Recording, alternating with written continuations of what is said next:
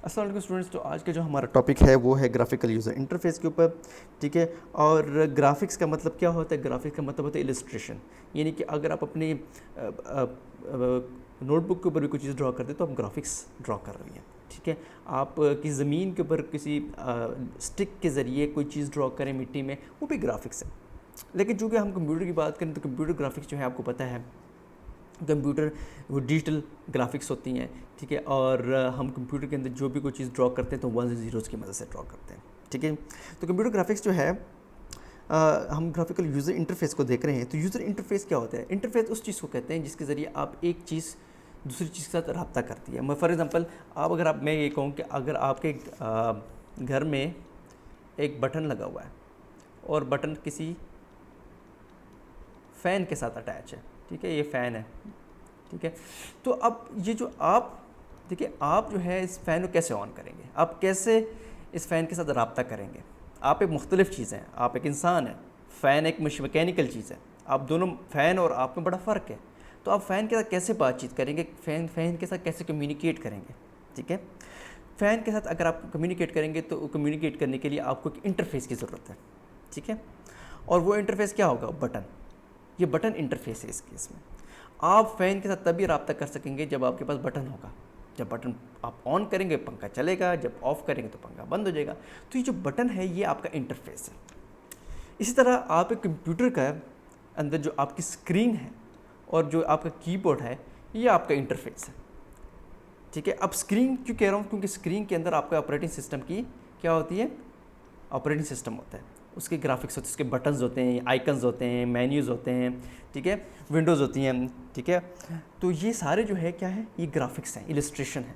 ठीक है, और इनके साथ कैसे हम रब्ता करते हैं? कीबोर्ड और किससे करते हैं? माउस के ज़रिए करते हैं। तो कीबोर्ड, माउस और ये जो आपकी स्क्रीन के ऊपर जो कुछ आपको नज़र आ रहा है ना, ठीक है, ये स्क्रीन पे आपको क्या नज़र आ रहा है? ग्राफिक्स नज़र आ रहे हैं। और यूज़र कैसे इसके साथ बातचीत करता है?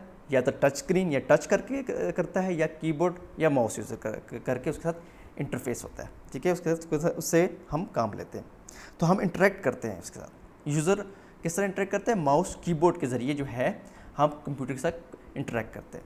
लेकिन हम इसमें इंटरेक्ट किस चीज़ के साथ कर रहे हैं? आइकन्स के साथ कर रहे हैं, मेन्यूज़ के साथ कर रहे हैं। देखिए ना, ये मेन्यू है, मेन्यू के साथ किससे कर रहा हूँ? पॉइंटिंग डिवाइस से कर रहा हूँ। क्या? माउस से कर रहा हूँ। ये देखिए, आइकन पे क्लिक कर रहा हूँ तो किससे कर रहा हूँ? माउस से कर रहा हूँ। तो मैं किस तरह इंटरेक्ट कर रहा हूँ इन ग्राफिक्स के साथ? अपने पॉइंटिंग डिवाइस के ज़रिए इंटरेक्ट कर रहा हूँ, माउस के ज़रिए कर रहा हूँ।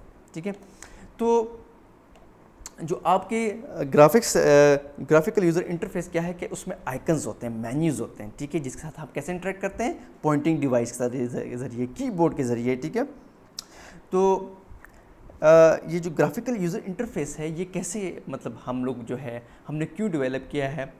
हमने इसलिए डेवलप किया कि हमारी आसानी के लिए। पहले ज़माने में तो आपको पता है हम कमांड्स टाइप करते थे, फिर इंटर प्रेस करते, जो भी काम करना होता था हमें कमांड्स के ज़रिए करना पड़ता था।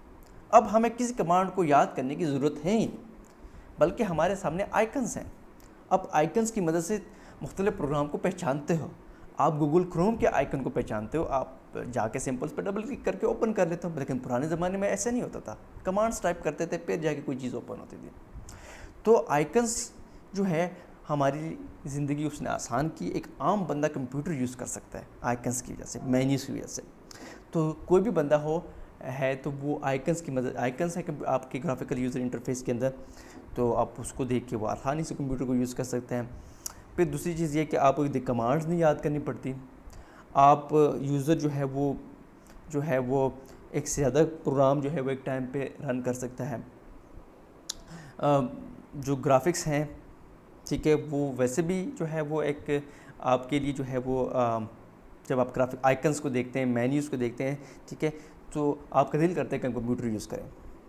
ठीक है जी, और उसमें दूसरी चीज़ इसमें यह है कि एक डिसएडवांटेजेस भी इसकी हैं।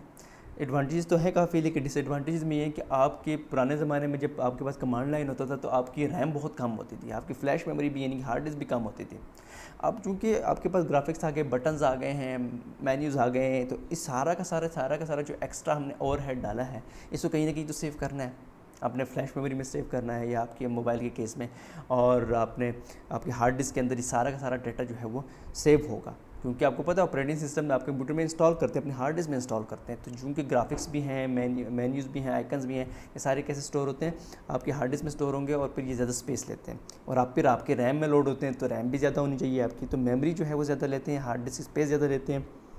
आप ग्राफिकल यूज़र इंटरफेस, तो मुख्तलिफ तरह के आपके पास ऑपरेटिंग सिस्टम अवेलेबल हैं GUI में। एक तो विंडोज़ ऑपरेटिंग सिस्टम, उस पर बात करेंगे बाद में, पहले मैक ऑपरेटिंग सिस्टम को बात करते हैं। मैकिन्टॉश ऑपरेटिंग सिस्टम, मैकिन्टॉश ऑपरेटिंग सिस्टम जो है एप्पल ने जो है बनाया है इसको, और इसको 1984 में जो है उन्होंने इंट्रोड्यूस किया, ठीक है। और इंट्रोड्यूस जब किया 1984 में, तो ये इसके अंदर जो है ग्राफिक्स थी, आइकन्स थे, मेन्यूज़ थे, ठीक है। और ये जो मैकिन्टॉश ऑपरेटिंग सिस्टम है ये किसके ऊपर बेस्ड है, पीछे आपने पढ़ा था यूनिक्स पढ़ा था, यूनिक्स ऑपरेटिंग सिस्टम। तो यूनिक्स ऑपरेटिंग सिस्टम ये आसानी के लिए समझ लें कि यूनिक्स ऑपरेटिंग सिस्टम के ऊपर जो है उन्होंने आइकन्स डाल दिए हैं, ठीक है, मेन्यूज़ डाल दिए हैं, ठीक है, और बिहाइंड द सीन जो है वो यूनिक्स ही चल रही है, ठीक है। ऑफ कोर्स उसमें उन्होंने थोड़ा सा जो है उसको मॉडिफाई भी कर दिया, लेकिन at the heart of Mac operating system Unix exist करती है, ठीक है। मैक ऑपरेटिंग सिस्टम के मुख्तलिफ वर्जन्स हैं, आईपैड के लिए अलग हैं, आईफोन के लिए अलग हैं, और एप्पल टीवी के लिए अलग हैं। इस तरह सिंपल जो डेस्कटॉप एप्लीकेशन है उसके लिए, डेस्कटॉप कंप्यूटर्स हैं उनके लिए अलग ऑपरेटिंग सिस्टम है। तो जो स्पेशलाइज्ड वर्जन है मैक का, वो मैक OS X के नाम से जो है वो रन कर रहे हैं मुख्तलिफ डिवाइसेस के ऊपर, ठीक है। और तो ये काफ़ी इजी है, इजी टू लर्न है, जिस तरह विंडोज़ है बिल्कुल विंडोज़ की तरह ही इजी है, ठीक है। आसानी से आप इसको समझ सकते हैं और यूज़ कर सकते हैं, और बहुत अच्छा ऑपरेटिंग सिस्टम है। सेकंड जो ऑपरेटिंग सिस्टम है वो लिनक्स ऑपरेटिंग सिस्टम है। लिनक्स ऑपरेटिंग सिस्टम जो है वो ओपन सोर्स ऑपरेटिंग सिस्टम है, फ्री ऑपरेटिंग सिस्टम है। ये जो मैकिन्टॉश ऑपरेटिंग सिस्टम है ये पैसों से मिलता है, आपको फ्री में नहीं मिलता। डिवाइस के अंदर जब आपको मिलता है, ख़रीदते हैं आप डिवाइस, तो डिवाइस के अंदर इसके ऑपरेटिंग सिस्टम की कॉस्ट भी उन्होंने डाली होती है, ठीक है। तो ना सिर्फ आप हार्डवेयर खरीदते थे बल्कि आपके सॉफ्टवेयर भी आप उन्हीं पैसों में ख़रीद रहे होते हैं, ठीक है जी, ठीक है। तो लिनक्स जो है वो फ्री है ऑफ कॉस्ट है, आप कोई भी बंदा फ्री ऑफ कॉस्ट जो है उसको इंस्टॉल कर सकता है, अपने कंप्यूटर में डाल सकता है, किसी की इजाज़त लेने की ज़रूरत नहीं है, ऑनलाइन फ्री में अवेलेबल है। आप जाएं लिनक्स लिखें और लिनक्स की जितने भी आपको फ्री में जो है जितने भी ऑपरेटिंग सिस्टम अवेलेबल हैं फ्री में अवेलेबल मिल जाएंगे, आपको डाउनलोड कर सकते हैं। तो लाइनस टॉर्वाल्ड जो है इसका बानी है, इसने बनाया था इसको 1991 में। लिनक्स की एक बुरी बात यह है कि एक डिफ़िकल्ट टू यूज़ है, मुश्किल से आप इसको यूज़ कर सकेंगे, इसमें इतने यूज़र फ्रेंडली नहीं है जितना मैक है और जितने विंडोज़ है, तो ये डिफ़िकल्ट टू यूज़। और लेकिन इसमें ये कि ये फ्री है, और बहुत सारे प्रोग्रामर्स जो हैं जिस मिलियंस में है जिनकी तादाद है वो इसको इम्प्रूव कर रहे हैं, इसके अंदर डिफरेंट फीचर्स डाल रहे हैं, ठीक है, इसको मेंटेन कर रहे हैं, ठीक है। और बहुत सारे जो है आपके जो लैपटॉप्स हैं और मोबाइल फ़ोन्स हैं उनके ऊपर इनके ऑपरेटिंग सिस्टम चल रहे हैं, ठीक है।